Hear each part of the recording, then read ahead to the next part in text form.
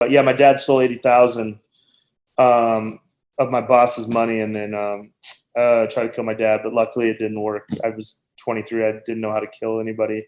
Live from the Willie Nelson and Friends Museum Showcase in Nashville, Tennessee. It's Music is Funny. Musicians talking to comedians about music and comedy.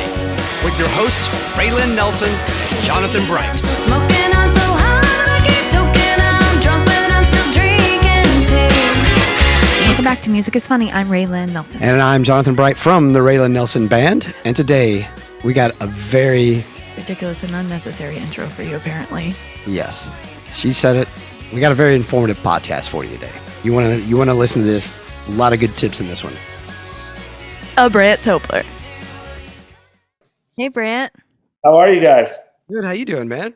I'm doing good. I'm Raelyn. This is JB. Nice to meet you. I know you probably know, but because we've talked a little bit before. Yeah, nice to officially meet you guys. Yeah, we can't wait to talk to you. Okay, so I always start the podcast out by asking, what is the first music you remember loving as a kid? Very, very first. For me, it was always country music because I grew up in Wyoming, so we didn't have much else. So they have a big festival every year, Frontier Days, in my hometown. So I began going to country concerts when I was little. The first one that sticks out for me is seeing Garth. Seeing Garth was What the year? highlight of my 90s? childhood. 90s? Early 90s? Yeah. So it was probably around 92 maybe. Okay, so it was like Friends in Low Places times? Yeah. So it was awesome. He put on an incredible show. And then, I didn't listen to a lot of country growing up. That was just the first thing I saw. And then I came around on country, and now it's my favorite. Who do you listen to now in the country genre? Well, my favorite band's Chancey Williams. He's from Wyoming. They're my favorite. But then I listen to a lot of mainstream. I mean, I still go see Garth anytime I can. Like before the pandemic, I had a crazy weekend where I went and saw Wu-Tang at Red Rocks, and then I woke up the next day and drove to Omaha, Nebraska, and saw Garth. Oh, So it was a pretty crazy 2 days. But I just love music. So I'll go to any live show. I have a friend out here who I think's wife hates him and refuses to hang out with him. So he wants to go to concerts. So he just calls me and takes me to every concert. So I don't even ask him what it is. I just say, tell me the venue and what time, and then I'll be there. So it's pretty cool. You mentioned Wu-Tang, and that's a lot different than country. So as a youngster, you grew up around country. Did you, in your teenage years, discover other genres and dive into that, I would assume? Yeah, so I was more into rap growing up because weirdly in Wyoming, all my friends growing up were black, so I got really into hip-hop. And most people think Wyoming's super white, but in Cheyenne, there's actually an Air Force base right by my house. So I actually did get a little culture more than the rest of Wyoming. So we listened to rap the whole time. And like I said, I would listen to country just to go to the concerts at Frontier Days, but I didn't really get into country till later, probably my early 20s when I started going to the bars, and then I got into country music. Now, what is Frontier Days? You mentioned this a couple times. What is it? So Frontier Days is the largest outdoor rodeo, and it starts on this Friday, but it's a 10-day festival in Wyoming where they do rodeo in the day and then they do night shows at night. So. And this is definitely not your first rodeo. No. Wow. So even when I lived in LA, I'd always fly back. So I'm excited to. So this week it'll be like Jason Aldean, Dierks Bentley, Kid Rock, Brooks and Dunn, Nelly. Cool. So I got to see a lot of great concerts growing up, but I saw like Beach Boys. They kind of mix it up. So. I'm having a hard time getting past that. This is not your first rodeo. Such a hack. I liked it. It made me laugh. I could not do it. No, how do we play Frontier Days? Who does JB need to sleep with for us to play Frontier Days? There's some people that would definitely make it happen. So, well, I saw your grandfather's played there. Oh, so these are like huge names then. Yeah. A funny story. We waited in line for like 2 hours to meet him, and then my buddy got his autograph tattooed on his arm. So on one arm is Willie Nelson tattoo, the other is Axl Rose. Did my He's- grandpa tattoo it on his arm? No, he just signed it, and then he went right to the tattoo parlor and got it. But Okay. your grandpa was like, "What are you doing?" But he just signed it, so he was super sweet to us. But yeah, you guys got to play Frontier Days at some point. It's the best. That would be kind of badass to carry a tattoo gun and somebody ask for your autograph and you just right into the skin. Yeah. Didn't Kesha? Doesn't Kesha do that? Except it's dicks that she tattoos there on. were stories about that. Because Raquel, right? Yeah. Anyway. Yeah. Apparently Great. Kesha tattoos dicks or whatever people want on them. She's great. Maybe we should do that. Yeah.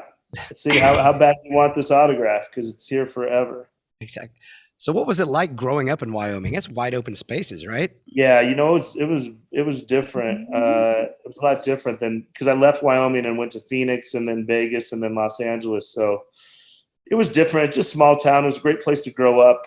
It was very safe, and I just had a pretty good childhood like that, because my neighborhood was, I could just ride bikes and do stuff all day. So I was actually fortunate to grow up there. Then as you get older, it's very boring. There's not much going on, but Yeah. I'll always love it. It's home. The best people in the world, I think, live there. So. And what It's, about your mom and dad? Were they listening to country music? Well, my mom, my mom, not really. My dad went to prison when I was 5, so he was listening to God only knows what. He was living a country music song. Yeah, so he was probably listening to inmates try to kill him or something. But my stepdad, I had a great stepdad, and he loved Springsteen. So we listened to a lot of Bruce Springsteen around, and that was the first tape I ever got, was Springsteen and John Cougar Mellencamp. So we listened to a lot of that. But no, we country just wasn't that popular when I was a kid, and now. Yeah. I always tell people it's just kind of like an acquired taste, because I remember saying, "Oh, I hate country." A lot of people say that, and I'm like, just put it on at work for like a month, and the next thing you know, it'll grow on you pretty fast. And like, we all love Chris Ledoux, because Chris Ledoux is a Wyoming boy, so he was the only country we really knew in Wyoming back then.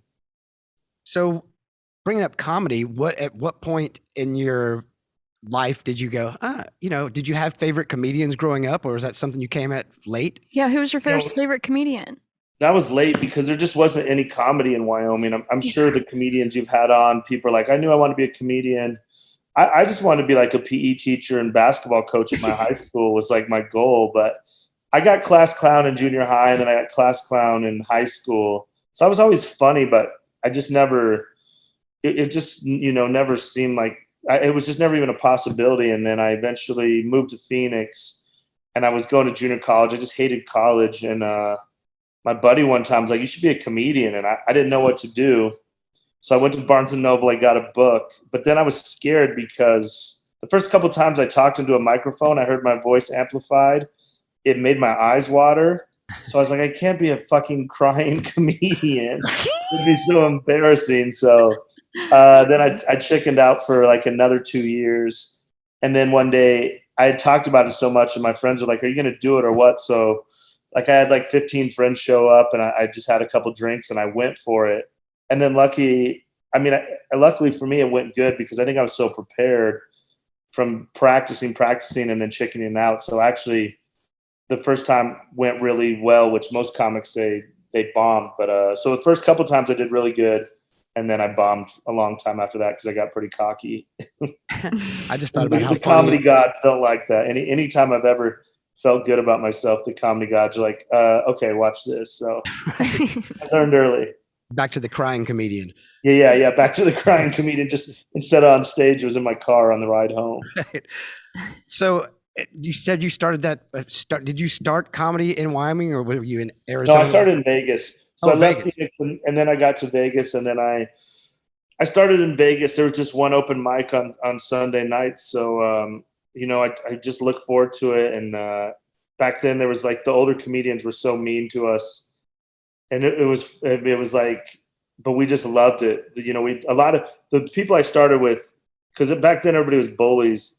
So you either quit or you just got better. And then, me and my crew, we just got better, even though, they'd walk in and be like, "Look at these fucking losers." And we would just sit there. And then eventually they would just walk in and like glance at us, and we're like, yes, this is like good progress. They called us a lot of things you're not allowed to say anymore, but we took we took a lot of shit from them. But that was kind of like, because we weren't really getting paid, so I always consider like our payment was impressing them, and once they kind of started treating us like real comedians, that was like the highlight. So I don't know how it is for you guys, but I mean, I've got to do some cool stuff like TV and big shows, but those starting out shows with the guys and girls I started out with are still some of my favorite times, just because we were just going through all the bullshit together. So it was a lot of fun. But like I said, back then there was only one mic, where now, Vegas, any city has a ton of comedy, but we just had one mic, and it's all we look forward to all week. What about in Wyoming? Is there comedy in Wyoming now? No, not at all. They tried, I'll do a show up there. So I do a show in my hometown, which has been, it saved me over the years because everybody's so supportive. Mm-hmm. So when I just first started out, I'm so thankful for Wyoming. I would have never made it like in LA. So I can always come home and do a pretty big show. So, once a year, usually I'll come home and do a big theater, where I can't sell theaters anywhere else, but it's actually more of like a reunion, a high school reunion, than a comedy show, because the shows, to be honest, are kind of shitty because the crowds are so drunk and happy to see each other, and they know me, so they feel like they can just yell out on stage. So over time, as people have listened to podcasts and learned about comedy, some of like the true comedy fans are like, hey, I'm glad you get to do these shows to pay your rent for the year, but the shows actually suck because the crowds just don't really know how to act, and they're just so happy to be out and doing something. So they've done a couple open mics. They're trying to make it, but it's just it's hard to get going when there's not like a comedy club to really like tie everything to. I can imagine. Right. So Vegas is a wild place. I know when you first start comedy, you're clearly not making a living doing it. You just said you weren't making much money. What were you doing in Vegas besides comedy? You know what? I was lucky because I had this crazy ass job. So I worked for a bunch of professional gamblers. So my job was just I would carry like $100,000 cash, and I'd run up and down the strip and bet on sports. So I made a ton of money. I was making so much money that I could just, I was able to do comedy. But the problem was, about 3 years into comedy, I got a manager, and they would try to send me on the road. But I was like, I can't go to Wisconsin and make $500 for the week when I was making, there's days I'd make $5,000 in a day. Wow. So it didn't help my comedy career, but it was also, you guys know that starving artist feeling. Mm-hmm. I don't miss, now I'm just like always like, such a roller coaster. Sometimes I have money, sometimes I don't. I do miss that part, but yeah, so that was my job. It's just a crazy job. And every day I would just run up and down the strip, and these guys would tell me where to go. And then I would bet whatever they said. And it was, it's a job. It was the best job you could ever have. As much as I love comedy, it was the greatest job. Because not only did I gamble all that money, but since I bet so much money, I could get anything at the casinos for free. So, so hold on. So just to get this straight, so you were betting on behalf of these people. Yeah. So, but under your name. Yeah. So under my name. So they were older guys, and then they were in the office betting stuff like offshore. And then there was a couple of us young guys, and we just had Nextels back then, and it would just be like, beep, beep, go bet the Steelers -3 wherever. But then there's other groups that had their guys on the street. So you would have to beat them. I loved it because it was like playing a sport by betting on sports. So I would, run up escalators the wrong way, because a lot of the other runners were older dudes, because they didn't really give this job to young people like me, because they would fuck it up because, I had all that money, and there was a couple times when I almost really did mess it up. But when you carry that much money, it's just not a job for a 23-year-old in a city full of just, a lot of temptation. So, but yeah, so that was it. It was just, it's hard to explain because it doesn't seem real. But the simple thing is I just carried a lot of money and ran and bet what they told me to do. So it was pretty sweet. So did you get a commission? A cut? Yeah. Of what they won? So I got a cut. I got a commission of what we won, and then I got a weekly salary too. And then over time, I kind of figured out there was other ways to make money because, so like when they would tell me, so this was early 2000 before the internet was like really big, before Twitter or anything. So a lot of times we'd get information before the casinos would. So a lot of times I could tell by the way they ordered something. If they said, go bet this game, or let's say the Dallas Cowboys, they say, go look around, see if you find Dallas Cowboys -3. But then occasionally they just go bet Dallas now. So what that, I could tell that meant something. So then I'd go up to the thing and say, hey, give me the Cowboys for like 2,000. And then I would just keep that for myself. And then I would say, okay, now give me Dallas for 25, 30,000, whatever they would take. So over time I figured out ways. And then another crazy thing would happen is, because I was a kid. I didn't have a beard. I looked like a kid. I was just thinking about that. You like coming in with these thousands and thousands of dollars, I guess money's made. So what would happen is I'd go up to the counter and I'd say, hey, give me the Cowboys for 50,000. And then these grown men behind me would see me bet it. And then they would change their bet because they'd be like, why the fuck is this 22-year-old betting 50,000 on the Cowboys? So then a lot of times, let's say the Cowboys won, then those guys would come over and be like, hey, man, and they would just throw me money and be like, hey, I changed my bet because of you. Thank you. Or they'd ask me questions like who you're betting if I tell them. But the other thing would happen too. Let's say the Cowboys are playing the Raiders and they were going to bet the Raiders, but then they see some dumb kid bet 50,000. Then they change the bet and then the Raiders win. Then these grown drunk men would come up to me and be like, hey, you fucking asshole. Why did you do that? And I was like, bro, I don't even know you. I go, I work for like the biggest gamblers. I go, a lot of times I was just betting. We actually were on the Raiders, but we just had so much money. Like at the last minute, if the weather changed or something, let's say we had $500,000 on the Raiders, but they're like, that's too much. Then they'd say, hey, go lay a little off on the Cowboys. So I wasn't even rooting for the bet that I made that these guys were yelling at me. So just a lot of weird, it's just such an underground world where I was just always making money. I mean, I was making money just on little shit like, so like I would bet at the Venetian a lot and they would give me drink tickets because I would bet so much money. So then I would go up to the counter and then I'd bet, let's say 20,000, but then I would tip the ticket writer like 20, 30, 40 bucks. And then they would give me a stack of drink tickets. Then I would take those drink tickets and give them to the cocktail waitress that I was trying to hook up with, or just like the hottest one. Then the cocktail waitress would go, let's say, charge you guys for 2 drinks and then use the drink ticket without you knowing it and then just pocket the cash.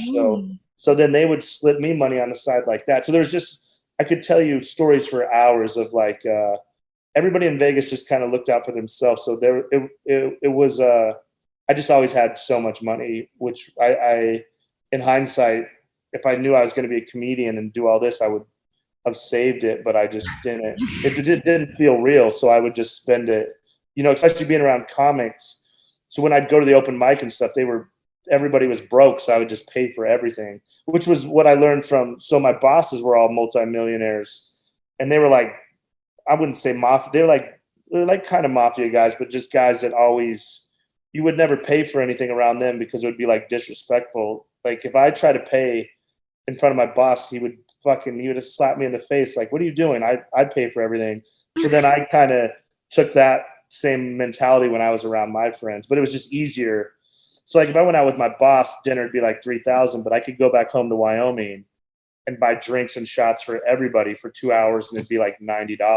But it felt cool to be like the man, like my boss, and just throw down a couple hundreds. And so it was like, it was just such a different world to come from Wyoming. Because before I moved to Vegas, I lived in this town in Wyoming called Chugwater, a town of like 260 people. So I was living on a ranch, just doing like farm work. And then the next thing you know, I'm just carrying hundreds of thousands of dollars, eating lobster and doing whatever I wanted. That's great. It's got to be hard to give that life up to go do comedy. Because I know, we've talked to enough comics that I know starting in comedy is like starting a band, and you're just getting told no all the time. And it's getting punched in the face constantly. Well, I didn't give up that life. Just bad. This guy died, and the FBI came. A lot of bad. That job just kind of disappeared, not by choice. It wasn't my choice. It was the government, and people died, and bad shit happened. So one day they just called, my bosses at the time called me, and they were like, they just told me this guy died. And then I was like, what happened? And they're like, we're moving Costa Rica tomorrow. And I was like, what do you mean? And they're like, it's over. I was like, what do you mean it's over? He's like, it's over. And then he hung up, and they moved to Costa Rica. I've never talked to him again.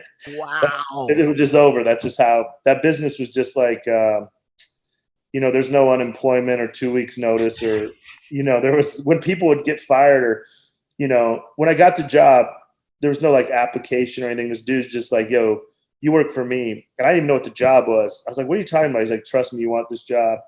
And then like the one thing he said to me at the beginning, he was like, okay, in this job, all you have is your reputation.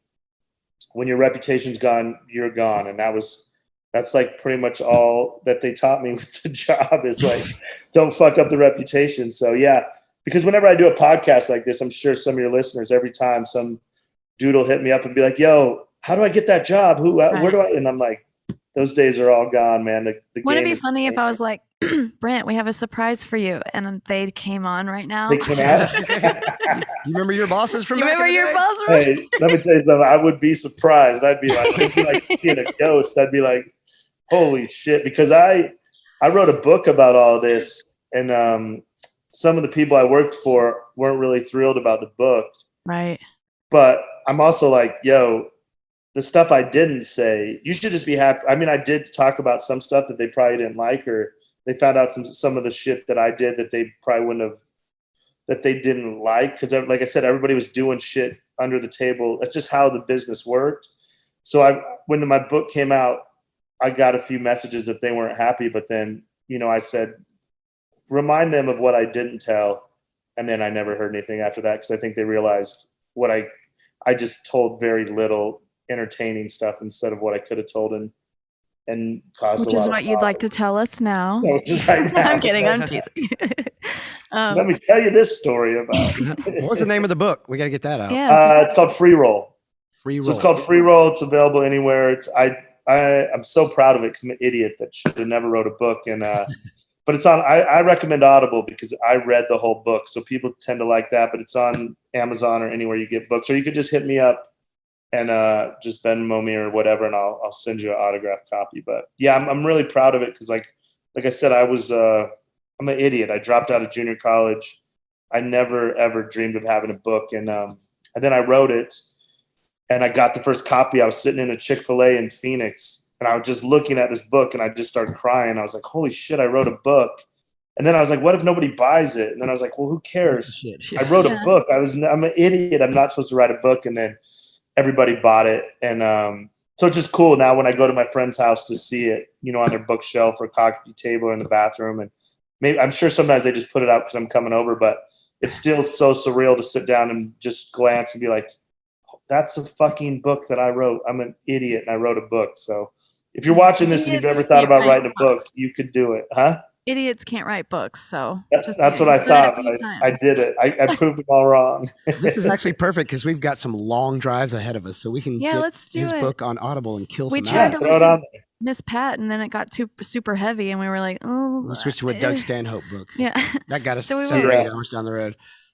Mine's not too heavy, but there's some, but We need to hear these stories. Yeah, it'll go up and down, but having the dad part, it's just a journey of really trying to connect with my dad, and then I won't give it all away, but it ends bad with me. If anybody's watched the Comedy Central thing, I try to kill my dad. So it's You really did try to kill him? yeah, it's a lighthearted book, but yeah, my dad stole $80,000 of my boss's money, and then tried to kill my dad, but luckily it didn't work. I was 23. I didn't know how to kill anybody, and I don't want to give away the whole story, but it was. I'll just say, I can't wait for us to listen to Yeah, this. yeah. It's gonna be great. It's good. I promise you. You'll be like, holy shit! It's. Is your dad alive now? I don't know. So again, we tried to get him, and I won't tell you the whole story because it's pretty crazy. Okay. But Sorry. no, it's okay. But we tried to get him, and then that was like 21 years ago. So I haven't spoken or seen him since then. I hear he's alive somewhere, but I don't know. And I don't know if he'll ever try to come back in my life. I have a feeling. I don't know if he will or not, because he could have by now. But the other bad thing, I mean, he probably won't because he's such a piece of shit. Because after all this happened, he stole the 80,000, which was my boss's money. Which again, I told you that reputation thing. To go tell my boss I didn't have 80,000 was the hardest thing I've ever done. But then, of course, my dad's such a piece of shit. After he did all that, he went and stole my identity and just ruined all my credit and everything. He's just a real piece of shit. So my one of my close friends, his dad passed away today, and I sent him the text I send everybody. I'm so sorry. I just wish it was my dad, which gets a little chuckle at least which stops the tears for a second. I'm always like, hey, I wish it was my dad that died today. And I think it helps for just a second. But like I would say your reputation was pretty decent though if your boss believed your story of, or did he believe your story? That was the hardest thing is like, I went to his house. So I told him, so when my dad did this, I tried to figure out, I didn't know what my dad, of course, went and just blew all the money gambling and drugs and so fast before we could even get it back. So then I told my boss that my uncle died and I had to go to Wyoming, but I was really just trying to buy some time to get this money back because I didn't know what was going to happen to me. So then I went to my boss's house. And then this is the hardest thing I've ever had to go through, harder than comedy or anything, is I was sitting outside my boss's house and I was just in the car crying and I would just open the door, shut it up. I couldn't get out of the car because I loved my boss. He was like the coolest guy and I never wanted to let him down. And then, so then I walk into his house and he had 3 sons that were like 11, 13, and 15. And they just loved me because I spent so much time with them over there. So I walk in and my name was X in the gambling. Everybody had code names. So my name was X. And I walk in, they're like, X is here. And then my boss could see my eyes were just all red. And I was like, hey, can I talk to you real quick? And then we went into and he lived in this huge mansion. So we walked through the whole house, go to into his big office. And then right when I shut the door, I just start bawling. I was like, my dad stole the money and then we tried to kill him and all this. And he was like, whoa, wait, what? And I was like, yeah, my reputation's gone and I'm gone and I didn't mean to. And my dad took it. I was asleep and he just stole the money when I was asleep. And then we tried to kill him. And he was like, hold on. And then he just gave me a big lecture because we were running a monster fucking operation and they had already had some trouble with the FBI in the past. So he's like, yo, you don't if you have a problem, you come to me. He's like, I solve problems. You don't try to kill people. Like he was just was like, you can't do that so kind sweet. of shit. You come to me. He's so then he was like, and he knew I didn't do it. He's like, and he just knew I wouldn't let him down. So he was like, I'll never forget. He's like, we can make more money, desperate times. He goes, desperate times or desperate people do desperate stuff or something. And he just knew. Because, in that world, people have always trying to rob him and bad shit. And honestly, 80,000, sometimes we had that on a game. So as much money as that is to, me now as like a comedian who makes $50 a show, to them, it really wasn't that much. I mean, it was a lot of money still, but he just knew I didn't do anything. I wouldn't let him down. So, but that was the hardest part was that part. And then like I said, so then he let me live with him for like a month. And then he was like, we were working out of this office and he was like, you should go get a house and we'll work out of this house. And then I went to rent a house and that's when I found out my dad stole my credit. So I went in to rent this house and they were like, you have like the lowest credit score we've ever seen. You can't rent this house. So then I had to go out and call my boss. I was like, hey, they won't let me have the house because my dad, I guess, just stole my credit. And then he was like, how much is the house? And I was like, it's because it was $3,000 a month with a $3,000 deposit. So then this is the first time I've ever realized how powerful money is. He's like, just go back in there with 40,000. Just say, we'll pay the whole year, pay the deposit, and whoever can make this happen, they can have $1,000. And I was like, all right. So I walk back in there. They see me come back in. Like, we already told you no. I was like, hey, I just pull out this brick of money. I was like, can we just pay up front? And here's the deposit. And like, here's $1,000. And the lady's like, hold on a second. She goes back and talks to the boss. And like 5 minutes later, she comes out and she's like, Mr. Tobler, you have a house. And I was like, holy shit, there's no real rules in this world if you have money. Wow. So it was just there was just so many stories like that where I was just like, and then I would just be like, I'm a fucking kid from Wyoming. I never dreamed Vegas. So then I moved to Los Angeles. It was like, I never dreamed any of this. I always say I outdream my dreams. Like I just want to be a PE teacher. And then I was working for gamblers, you know, I was a comedian. It's just all been a crazy ride. Yeah, it's like most comics, all their wild stories are like, I started doing comedy and got on the road and did all this stuff. He hasn't even started Oh yeah. comedy yet and already went through 30 years of those stories. That's Yeah, my road stories are so boring. Like, I mean, they're still pretty good. They're still better than most comics because I'm pretty fearless from going through all this. But when you listen to the book, there's a couple stories in there that you'll be like, holy shit. So then when I got to be a comedian, my road, the crazy shit that would happen on the road, instead of like run from it, I embraced it. And especially in the last like 5-6 years, I realized comedy is mostly podcasts. So I'd always tell, like, if I'm dating a girl or something, I was like, I gotta do this crazy shit. It's for work. You know, I can't come on podcasts and be boring and be like, oh, the worst road gig was the microphone cut out, and then I was supposed to get $80 and they gave me 75. Or like, no one wants to hear that shit. You gotta be out here living it. So plus those are the, I mean, I think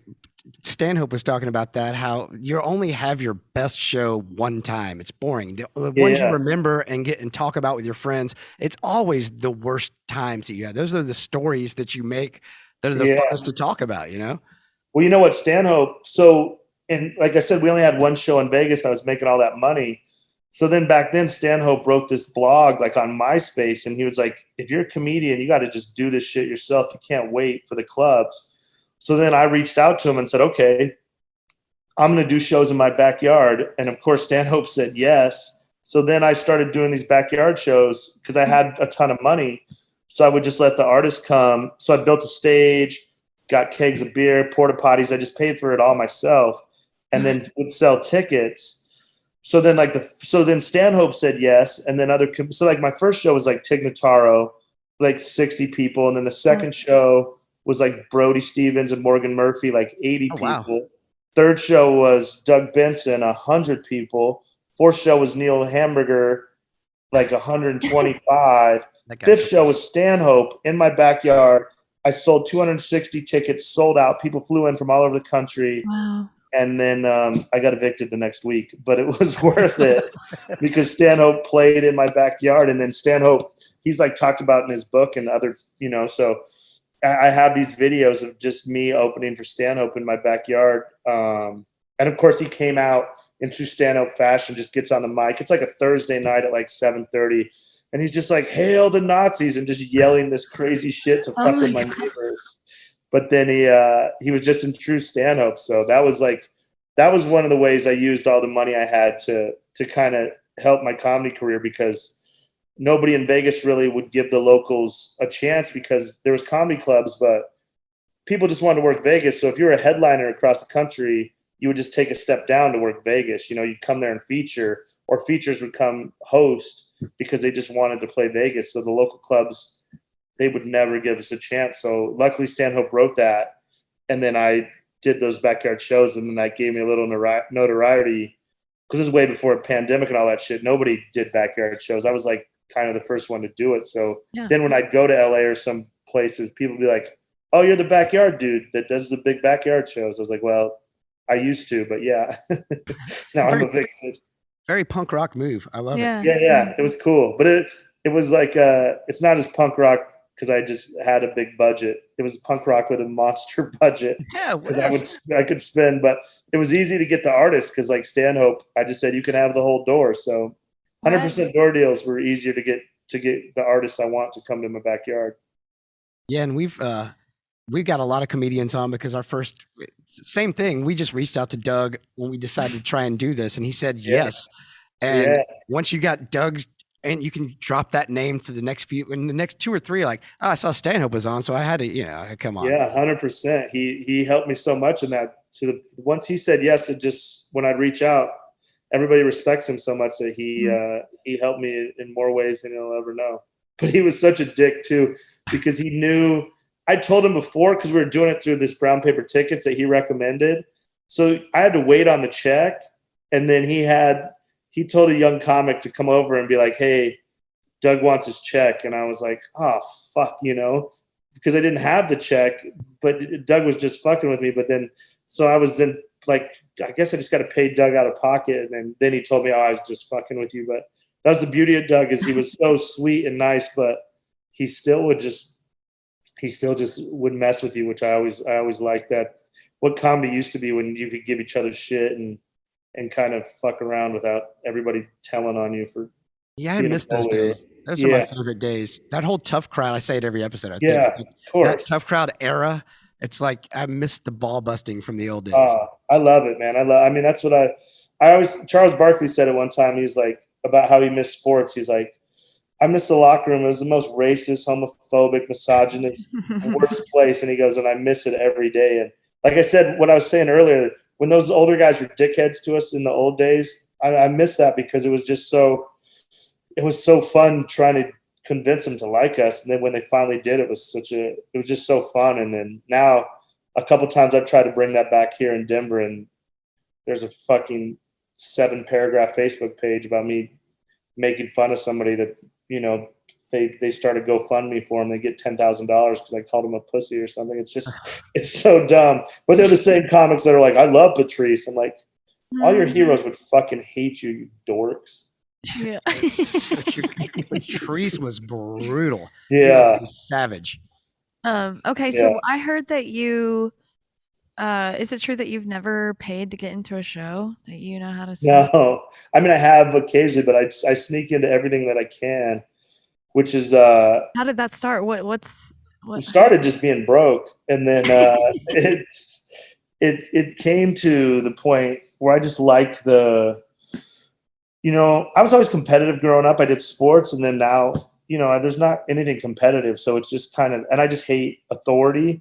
So it's just like a perfect mix of me hating authority and then that competitive, like me against them, to see if I can do it. So it's one of those things that I just started doing. And then I talked about it a couple times on the Crab Feast, and then people are always like, are you going to do it? So then and it's just so easy, to be honest, that I figured out how easy it was. So now a lot of times, I mean, these concert tickets are ridiculous. So I just sneak in, and, you know, I do it a lot of times because people always like, oh, you can't do it. I was like, all right, I'll see you inside. Here we go. So to be honest, it's just, I like the cat and mouse game of me trying to beat a bunch of fucking idiots, which usually isn't that hard. What was the toughest one you had to pull off? Toughest one was probably, I snuck into game 1 of the Stanley Cup Finals in Vegas. Wow. At like the height of hockey mania in Vegas. So that was a hard one, but you know, I mean, it's really easy, honestly. Now you just wear a laminate, or like, you know, a lot of my band friends told me, like, if you just wear any laminate and then you just put a bag of ice on each shoulders and just walk by, no one will ever stop you. What do you do with the ice when you get in there? You just drop it throw the trash or wherever. Somebody probably needs the ice backstage, but it's funny because I've talked about this on podcasts, and people have done it at my shows, but I love it. I mean, if you're listening and first of all, if you want to come to my show, I'll just give you a free ticket. But if you, the times that people have snuck in, but that was like a band one that my band buddy told me. And then a couple times, I used to live right by a venue by my house. So I tried it a couple times, and it was the easiest thing. Cause they don't really want to stop you because you've got the ice. And then if the key is just a laminate, because, you know, every venue, they're just trained to see the laminate hanging from your belt, or every night it's a different laminate. But if you have one there, you know, so if I have that, a lot of times I'll just wear my friends, because I have a lot of friends in bands, so they give me their backstage passes. Then I'll just wear that to a different show. So if it's dark in the arena or something and I just flash and it just says all access, these security guards, they don't, you know, because first of all, you'd be an idiot to stop somebody, to cause problems for somebody who actually had the right pass, you know? Like if I had a band and then I gave you guys passes and somebody would bother you, that would fucking make me irate. I was like, these are my guests. I want them to be taken care of, not hassled. So again, if I owned a venue, I'd say I'd rather have some dumbass sneak by us and get to see the show for free than upset, you know, important guests that our artists care about. That so need ice. That's a good point. You might need ice. Yeah. So most of them aren't that smart enough to know that. But yeah. And again, it's like a harmless crime. People are like, are you worried? I go, worried about what? What are they going to do? Just kick me out? If they kick me out of one side of the venue, I just go to the other doors. And at the few times like they beat me, I just go, all right, well, we'll try again tomorrow or something. It doesn't. It's like it's a victimless crime, and it's just fun, and it saves me. If I instead of spending $250 on a ticket, that's a lot of beer money when I get inside. So $5 on 2 bags of ice and a laminate. Yeah, and a bag of ice, or I see these guys do it with ladders and stuff, but I mean, just 2 bags of ice. Honestly, just a laminate is the easiest. I mean, if you just phone up laminate, just a wave when you're walking by somebody. Most people are so respectful; they don't want to interrupt your phone call. So just walk briskly and look kind of concerned as you're walking by, and wave. And again, it's no risk. If they catch you, then you lost nothing. I feel like there was a dude in the 70s that was doing this that like made it on Real People or That's Incredible or something. Yeah. Sneaking into World Series. Yeah. That was your dad. It could have been me. Yeah, I haven't snuck. I went to a Super Bowl, and that one would have been harder. People are like, you going to sneak in? I'm like, no. Because I wanted to go watch the game, but that one would have been harder because there's different levels of security. But, I mean, I've told it on podcasts before. The easiest thing is just if there's a smoking area where people have to come out to smoke, you just have them bring out a ticket. But everybody will go, well, you're not allowed to re-enter with tickets is what everybody says. So what you do is on your phone, what I do, so here's how I do it. The easiest way to do it if I don't have a laminate is, let's say my friend goes in and then comes out, grabs a ticket from somebody, comes out the smoking entrance, hands me a ticket. Then what I do is I look at whatever bar is closest to the arena or stadium. Then I text myself a message and I just go, hey, it's Mark from this bar. You left your credit card at the bar. And then I text myself back, oh shit, I need it. I'll be right there. Then I text myself back, okay, Trisha at the hostess stand will have it. So then I go up to the gate to get back in. And then the security is like, you can't re-enter. You came in, you already left. I go, yeah, but I talked to the security guy. He said I could go grab my card from the bar because I need a credit card to be in here. And they're like, well, you weren't supposed to leave. I go, yeah, but okay. So what do you want me not in the stadium? Like, I'm a customer. I'm going to buy beer. I'm going to buy food. I'm going to buy jerseys for my nephews. I was like, you guys are a business, right? You would ideally like me to be in here spending money. And when you hit them with that, they're like, because I don't even have nephews or anything. But if you just hit them with logic of like, you do want your patrons spending money in here, then they're just usually like, all right, man, just fuck it. You're just go in, just don't leave again. I'm like, of course not. Why would I leave? I have my card now. So usually I can bullshit my way through it, but just they're always ready for confrontation. But then when you hit them with logic of like, you guys want me to spend money in here, right? What do you mean just sitting here with no money for the next 4 hours? That doesn't make any sense. And then they're like, whatever, kid, just go. Sometimes there's a hero that wants to stop it, and then you just go to the other side. And as long as you get someone logical and you're just nice and just be like, hey, I want to buy beer and food. What am I going to sit in? And if they're a regular person, they'll be like, yeah, of course. Who wants to sit in the stadium for 4 hours? So this has been one of the more educational podcasts that we've done. Yeah. We learned a lot in this one. I'm just trying to help. But if people sneak into your shows, make sure you buy merch or support the artist. Fuck the venue. Exactly. Yeah, I agree with that. You're allowed to sneak into our shows too if you steal the music, buy the T-shirt. Yeah, exactly. So, when's the first time you remember hearing about my grandpa? I wanted to ask you about Papa Willie. Just in Wyoming. I mean, in Cheyenne. So we would listen. I mean, we'd always hear your grandpa, and then I went. So he came to Frontier Days probably 2 or 3 times. So I would just go to every show. So, and then we had his restaurant in Cheyenne. The Texas. The Texas Road or what? Or I don't know. Was that? I don't know if it was his, but somehow he was attached to it. So when he would come there, that's where he'd do like the meet and greet and everything. So we just always know. Texas Roadhouse?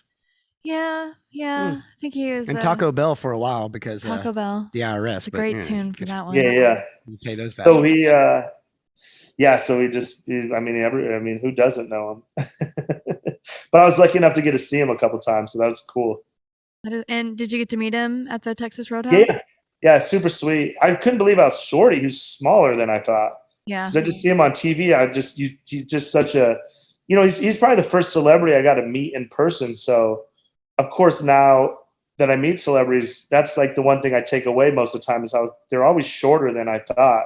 So for some reason, I just assumed he was like 6'4" or something. And then I met him and he's just like the sweetest, nicest guy. And he had the braids and everything. I mean, that was, like I said, probably the first time I met a celebrity. So I remember I was probably 18 or 19 and we were nervous of waiting in line. And then you could see him in this booth. And it's one of those things I think I had stuff I had planned on saying to him. And then when I got up there, I was just like, big fan. And then then they just shuffle you in and out, but it's pretty cool. And my buddy getting the autograph kind of took away from the moment. I mean, it was cool for everybody, but then everybody was just like, what the fuck is happening right here? And then because like I said, my friend, I think he's 6'10". So then having him get up like on a stool and like sign it, everybody, it was like, it's kind of like a big moment. So, but it was cool. And of course, just so sweet and nice to everybody. I don't think you could find anybody in Wyoming that would say a bad thing about him because no one else was really doing that except for Chris Ledoux, and that's just because he's a Wyoming boy. But so we'd get to see these celebrities, but you'd never get a chance to actually meet them. Mm-hmm. So I know a lot of people are like, "Oh, celebrities, whatever." But to me, I hate when people say that. I'm like, I deal with it a lot of times now because I have friends that are famous. So then I'll tell a story about someone famous. They'll be like, "Oh, nice name drop." I'm like, I'm telling you something about someone who's worked their ass off their whole life to be the best at what they do.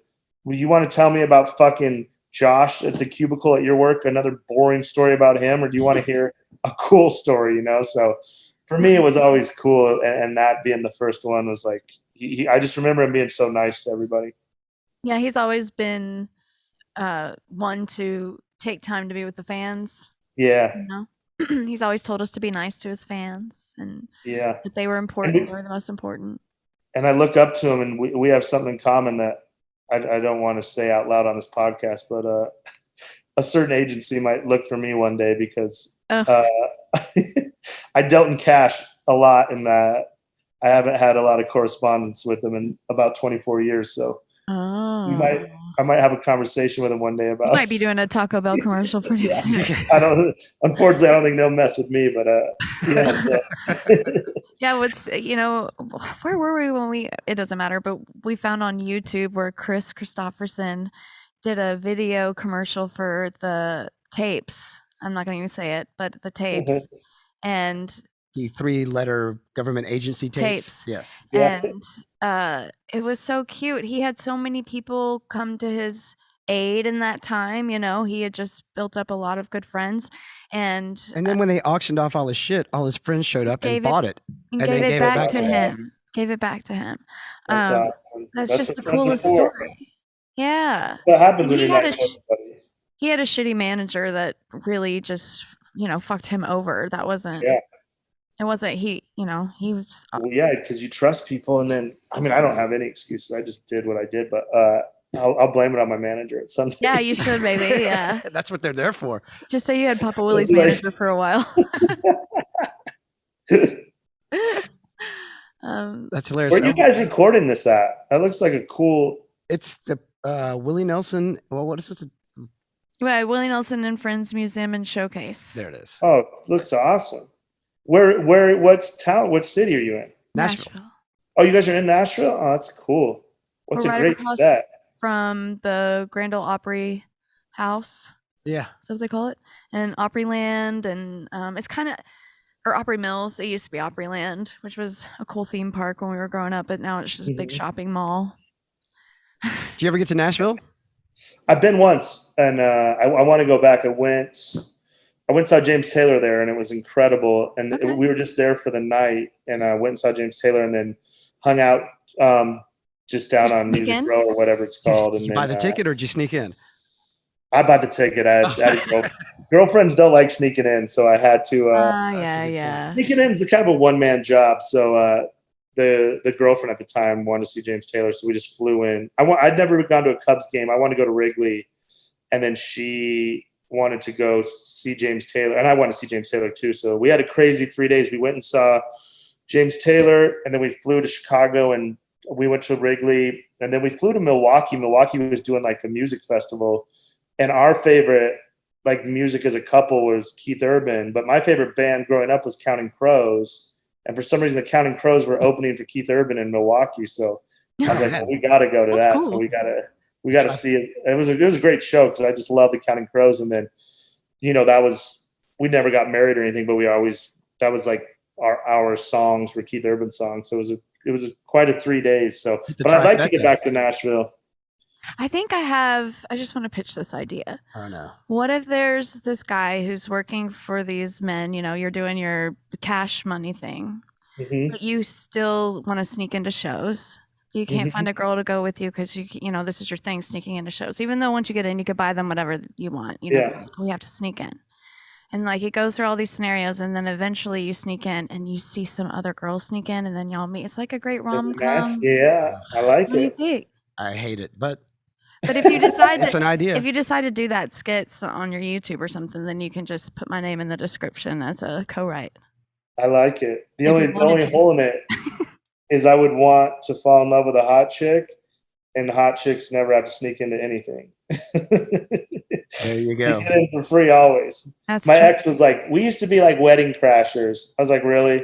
Or you're just two hot chicks that walked in and nobody was mad about it. You didn't crash anything. You just walked in and everybody was like, sweet, two more hot chicks. Like, I give her so much shit. She was just like, oh, and then we would see. I said, you didn't sneak into anything. You didn't, because they would tell or girls would tell me that sometimes. Like, yeah, we snuck in. I was like, what did you do? Like, well, we just walked in. Or a guy just like grabbed us and brought us in. I was like, that is not the fucking what I go through of trying to trick people and argue. But hot chicks don't carry ice on their shoulders. Yeah, they don't. Yeah, they don't. They got ice on their fingers. They don't carry it on their shoulders. They just walk in with diamonds. You don't want melting all over your outfit.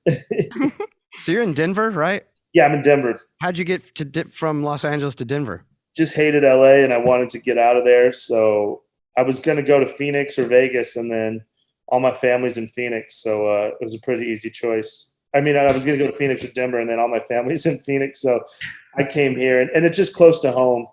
I'm a Wyoming boy forever, but as a comedian, I can't live in Wyoming. So Denver's perfect. It has like probably the best comedy club besides the Comedy Store and Comedy Cellar, and an easy airport in and out. And then I can get to Cheyenne.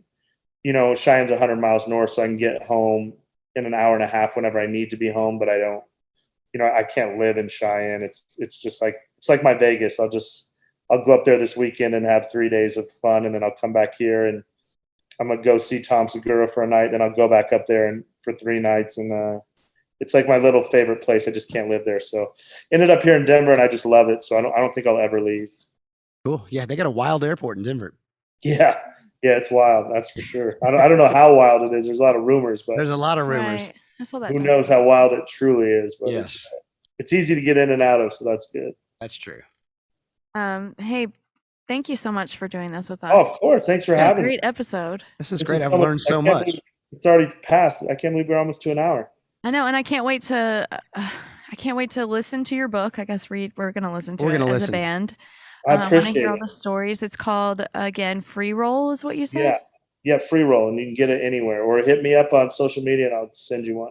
Yeah, and you're at Brandt. Hey, by the way, when your friends text you, does it ever come out Brandy sometimes? Oh, yeah, it comes up Brandt, because it's BRANDT, and most people spell it BRANT. So I get Brent or Grant or, I just go whatever, call me whatever. Every time I went to go text him or Thomas or email you, it would change your name to Brandy. Brandy, yeah. Maybe I should go by Brandy. It's I identify as Brandy from now on. Maybe it'll help my career. You can dress up as a hot chick and be named Brandy and get into anything. To sneak in. I've got tits, that's it. Lead with the tits. That's what I always say. That's true. But it's BRANDT Tobler, TOBLER on all the social medias. Yep. So just add me and come to a show. Perfect. And you guys should come out here and play. Are you guys coming anywhere near us? Not this year. Last time we were out there, we got ripped off, but that's a whole Colorado, for another. It was partially off road, but where in Colorado? Colorado Springs, and actually we played an Eagle. Eagle was cool. Eagle. Yeah, that was legit. That was an outdoor a day festival or something. A lot of beautiful children. Yes, but then there was a shady gentleman that had us hooked up in Colorado Springs that cost us some money. Oh But yeah. The cards didn't ever batch. yeah, Is what he Yeah. said. The cards Well, didn't batch. I'm waiting for the Oh, yeah. money to for my account to batch. I'm like, what the fuck is batch? What are you What's talking batch? about? He seems legit, and apparently batch means nothing. They still haven't batched, by the way. Yeah, we're waiting on it to batch. Well, if you guys ever, if I can help you, I know people, I'd be glad to try to help. So if you guys are ever looking to come this way, I can reach out to some venues. When we did play out there, the altitude out there it Oh. got to me. Yeah. It'll Yeah. get you for sure. I can't do anything about that. I can help get you a No? gig, but I can't Well, fix okay. the altitude. We'll stick her in one of those boy in a plastic bubble things and just keep you, Yeah. pressurized. Yeah. One time I was dating this girl, and when I lived in Vegas, and I was going to bring her out here to meet my friends in the winter. She was a super rich chick, and her dad would just do everything for her. So I was like, hey, we're going to Wyoming. It's like 30 degrees, so you better go to Nordstrom's and buy a bunch of stuff. She's like, 30 degrees? Oh my God, I got to call my dad. And I was like, bitch, your dad can do a lot of shit, but he can't change the weather. I was like, he doesn't know Mother Nature. I was like, you fucking spoiled. I should have known to run right then when she was like going to call her dad about the weather. I was like, God, you're so fucking spoiled. You think your dad can change the shit? Daddy. Yeah. Yeah, I Hilarious. should have known right then. God, I should have. Raelyn does that shit to Willie all the time. It's supposed to rain on our gig. Let me call Grandpapa. Granddaddy. Grandpapa. He could maybe do it though. He's got power. He's magic. Yeah, he's Oh, magical.